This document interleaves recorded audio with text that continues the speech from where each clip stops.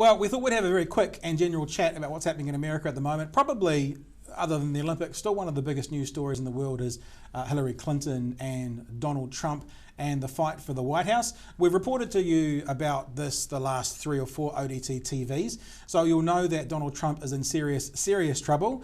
In fact, still in basically all the general polls, Hillary Clinton is in the lead. There was one by the Washington Post yesterday that put him 1 point in the lead, but basically most polls put Hillary Clinton between sort of 5 and 12 points in the lead.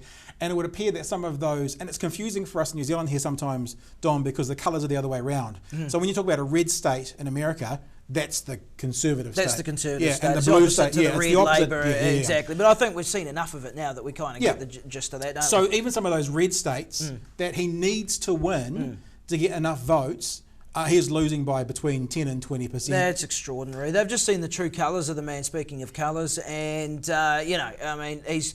Look, I read something earlier today regards to the fact that he was fine and fun and games leading into it because it was still a bit of a circus, and yeah, he got the nomination. No one's really taking his candidacy seriously apart from the complete nutcases, which granted in the United States is a fair few. Yeah, and let's talk about complete nutcases. The former New York Mayor, Rudy Giuliani, in fact the truth is we kind of really wanted to do this segment about the politics just to show you this video, to be honest with you. So Rudy Giuliani, for those of you who don't remember, he was the mayor of New York when 9/11 happened, okay? And it's a bit of a joke, an in-joke, that for the next 10 years, Rudy Giuliani would always mention 9/11. It was kind of his thing. In other words, he did run for president, and he ran it on the back of being America's mayor. He didn't make it, obviously, and he always mentioned 9/11. So there was a press conference in the last couple of days where I think he was about to introduce Mike Pence, but he said something really interesting, considering that 9/11 happened A, on his watch when he was mayor, not that I'm holding him responsible for it, but B, on the previous Republican president's watch in George W. Bush, certainly well before Barack Obama was in power. And this is what Mr. Giuliani had to say. By the way, under those 8 years, before Obama came along, we didn't have any successful radical Islamic terrorist attack in the United States. They all started when Clinton and Obama got into office. What have they left us? They've left us a government that used to be on offense against Islamic extremist terrorism, radical terrorism, to a government that's now purely on defense, waiting for the next attack.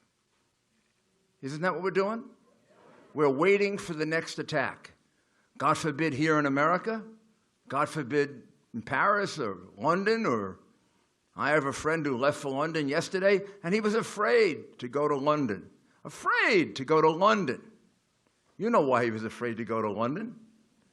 Because we don't know where they're going to strike next. That's why 70% of the American people today are afraid. This is the world that Hillary Clinton created for us on all those thousands of miles of trips, which amounted to a much worse world than the one she was given. Maybe it would have been better if she had stayed home. So this is the world that Hillary Clinton created for us. So he's forgotten about 9/11. That thing he talked about for 10 years. It no longer exists in Rudy Giuliani's mind. But who's taking any of that seriously? He looks like just a dottery old gimmer standing up there, doesn't he? What are they even wheeling him out for?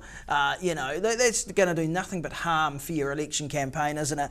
You know, he actually reminded me of the very frail old character of Uncle Junior in The Sopranos there.